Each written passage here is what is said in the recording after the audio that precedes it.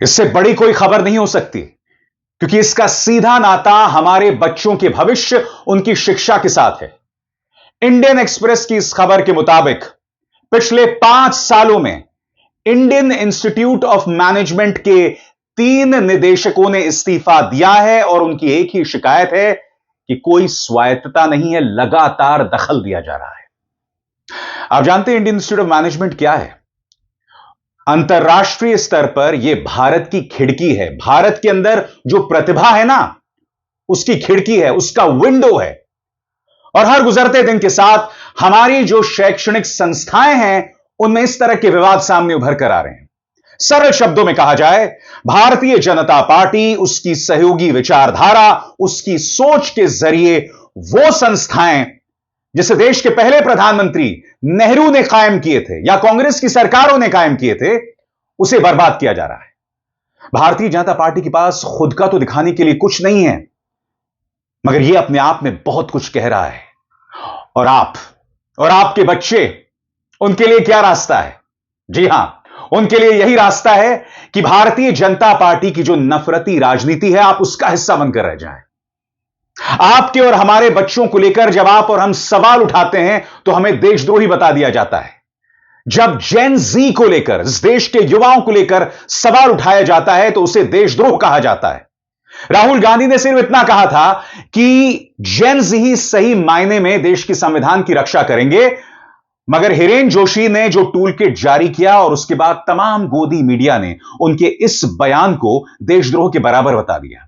मगर Indian Institute of management 5 सालों में 3 निदेशकों का अपने पद से इस्तीफा देना, यह बहुत कुछ बतला रहा है। यही हाल जेएनयू का है, यही हाल बीएचयू का है, यही हाल इंडियन इंस्टीट्यूट ऑफ टेक्नोलॉजी का है और यही हाल Indian Institute of mass comm का है।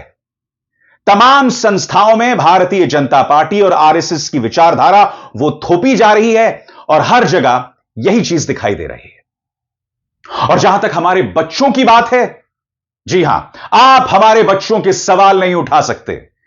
चाहे एसएससी को लेकर हमारे बच्चे सड़क पर प्रदर्शन करें, बिहार में बीपीएससी को लेकर प्रदर्शन करें, उत्तर प्रदेश की सड़कों पर आए, उनके लिए सिर्फ लाठियां हैं।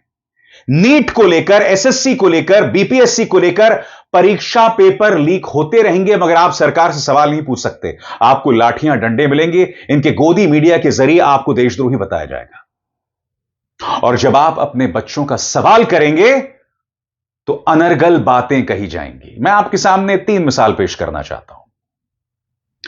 मध्य प्रदेश के मुख्यमंत्री मोहन यादव, दिल्ली की मुख्यमंत्री रेखा गुप्ता और जो इस वक्त उड़ीसा के कटक में हो रहा है।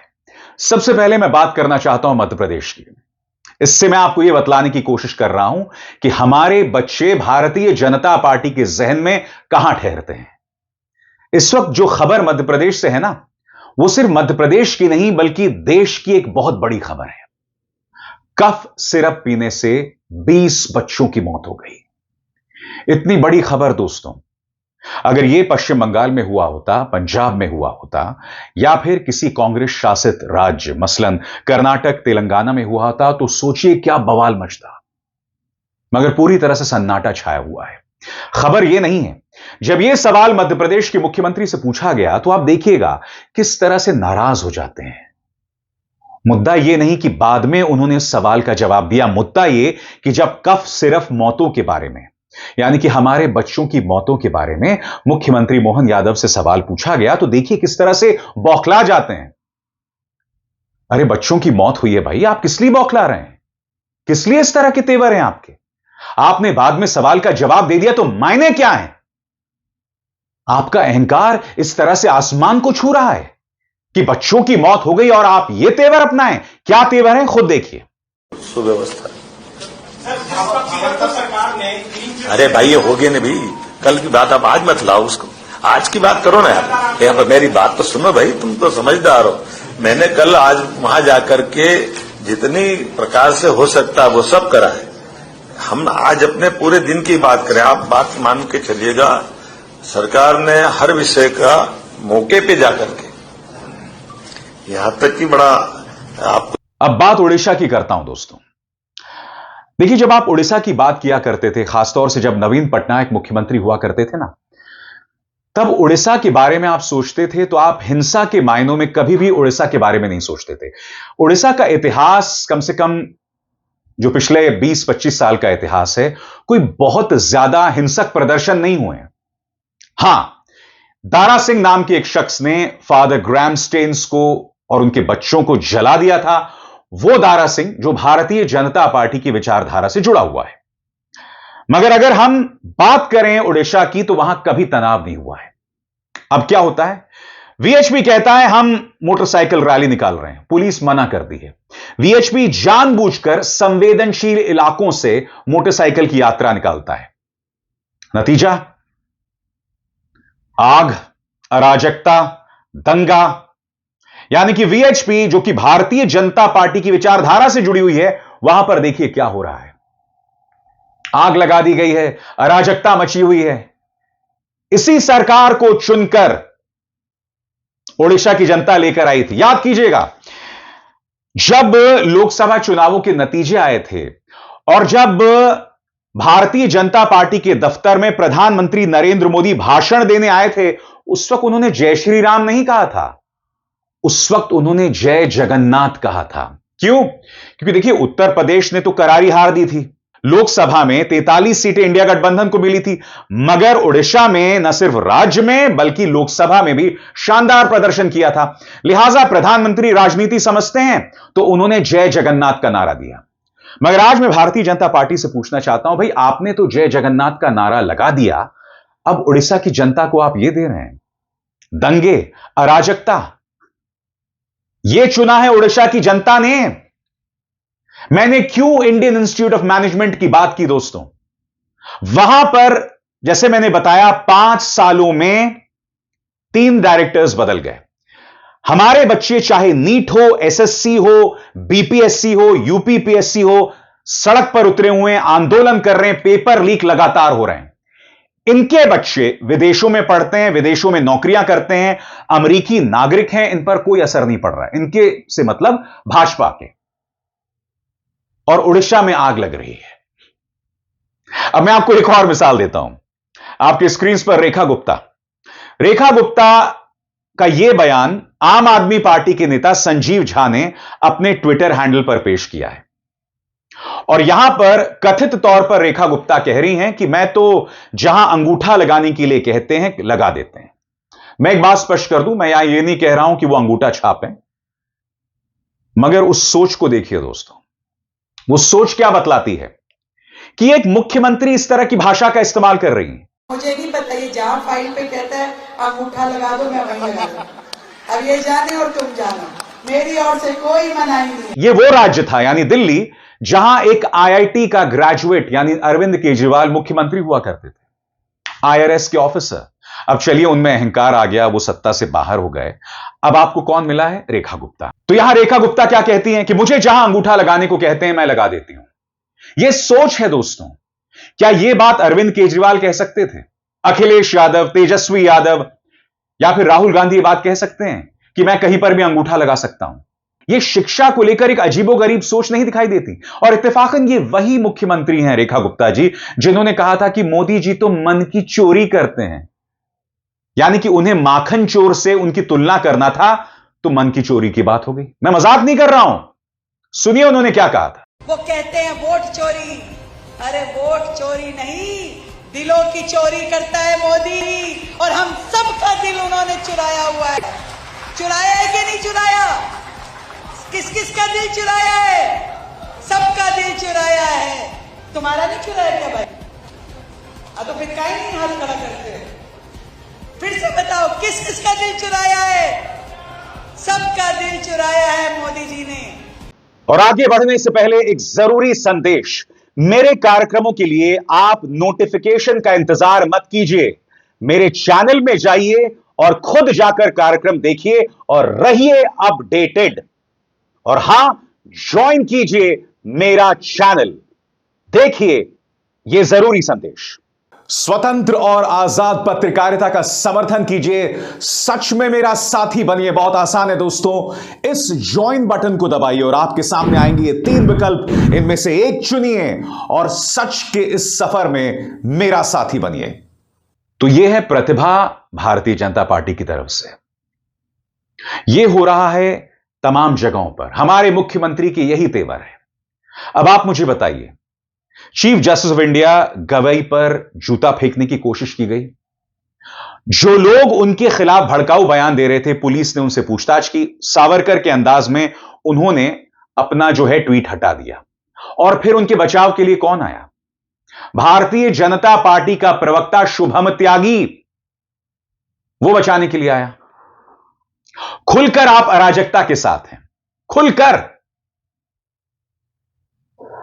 मुद्दा यह नहीं है कि chief justice of India Gavai साहब एक दलित हैं। मुद्दा यह है अराजकता को जायज ठहराया जा रहा है। तभी भारतीय जनता पार्टी दंगाई सोच के दो रुपल्ली नफरतियों के साथ खड़ी हुई है। तभी भारतीय जनता पार्टी का पूरा प्रचार तंत्र राकेश किशोर के साथ है, जो अनर्गल बातें कर रहा है। कुछ भी बातें कर रहे हैं वो। उन्हें दिक्कत यह है कि गवई साहब ने बुलडोजर के खिलाफ बयान दिया था, और बुलडोजर का इंसाफ क्या है पूरे देश जानता है। यानी कि यह वो भारतीय जनता पार्टी है जो बुलडोजर की सोच में विश्वास करती है। शिक्षा से इनका कोई लेना देना नहीं है। अब कार्यक्रम की शुरुआत में मैंने इंडियन इंस्टीट्यूट ऑफ मैनेजमेंट की बात की थी। वो इंडियन इंस्टीट्यूट ऑफ मैनेजमेंट जो भारत का सबसे बेहतरीन शैक्षणिक संस्थान है, वहां पर भी विवाद पैदा किया जा रहा है। यानी कि उसकी बर्बादी की भी कहानी लिखी जा रही है, दास्तान लिखी जा रही है, उल्टी गिनती शुरू हो गई। और यह विवाद क्या है? सिर्फ आईआईएम रायपुर में नहीं है, यह विवाद आईआईएम कोलकाता में भी हुआ है। सरल शब्दों में अब मैं आपको समझाने जा रहा हूं कि यह पूरा मामला क्या है। और इसका मकसद यह है आपको यह समझाना कि शिक्षा को लेकर हर गुजरते दिन के साथ हालात कितने बद से बदतर हो रहे हैं। आपकी स्क्रीन पर आईआईएम कोलकाता और आईआईएम रायपुर के डायरेक्टर्स के इस्तीफों को लेकर काफी विवाद खड़ा हुआ है। इसकी जड़ में एक ही मुद्दा है, संस्थान की ऑटोनॉमी यानी स्वायत्तता, बोर्ड और डायरेक्टर के बीच शक्ति संतुलन और गवर्नेंस की लड़ाई। सबसे पहले हम बात करना चाहते हैं आईआईएम रायपुर की, जो ताजा विवाद है। जुलाई 2025 में डायरेक्टर राम कुमार काकनी ने कार्यकाल पूरा होने से 2 साल पहले ही इस्तीफा दे दिया। वजह थी बोर्ड चेयरमैन के साथ गंभीर टकराव।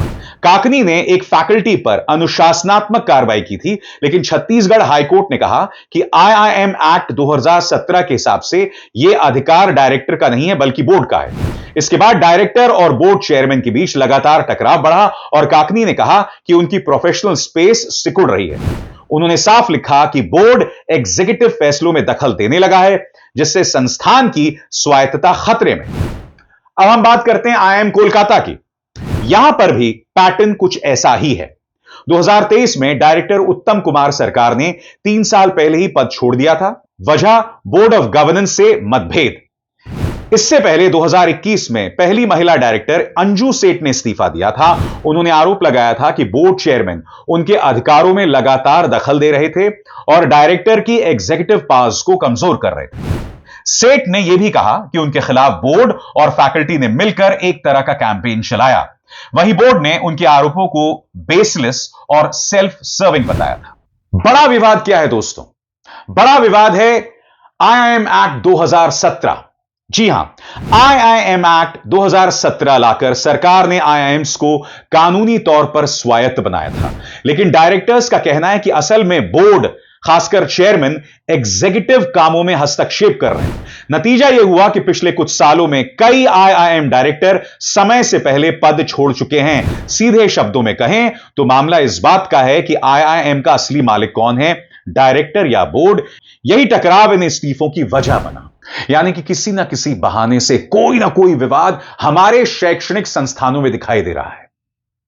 और वही हम जेएनयू में देखते हैं, एएमयू में देखते हैं, वही हम बीएचयू में देखते हैं, और वही अराजकता हम सड़क पर देखते हैं जब नौकरी के लिए युवा संघर्ष कर रहा है, जब पेपर लीक हो रहे हैं। यह महज इत्तेफाक नहीं कि हमारे बच्चों को बिजी रखा जा रहा है मस्जिदों के सामने नारेबाजी में।